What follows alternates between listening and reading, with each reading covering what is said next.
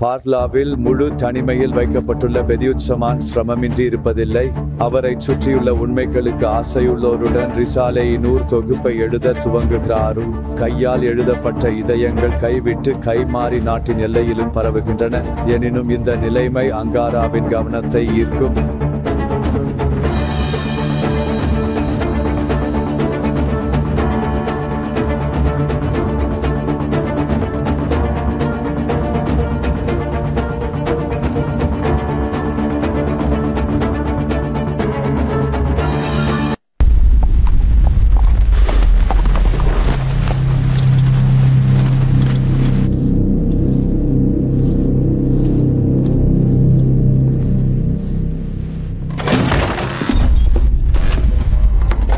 யார்டா நீ?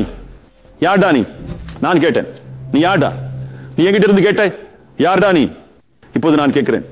யார்டா நீ? நான் மாவட்ட ஆளுநர். மாவட்ட ஆளுநர். உனக்கு தெரியுமா இவை என்னவென்னு? என்னவை இவை? இதை பிழைத்தார்கள் என்பார்கள். இவை இந்த சிறிய பகுதிக்குள் இருந்து அங்காராவுக்கு வரும். சற்று பாதிக்கக்கூடியது. தடை செய்யப்பட்ட எழுத்தில் எழுதப்பட்டிருந்தாலும் கைமாறி கைமாறி சுற்றுகிறது. உன்னால் இதை பார். உறங்கி விடுகிறாயாகும்?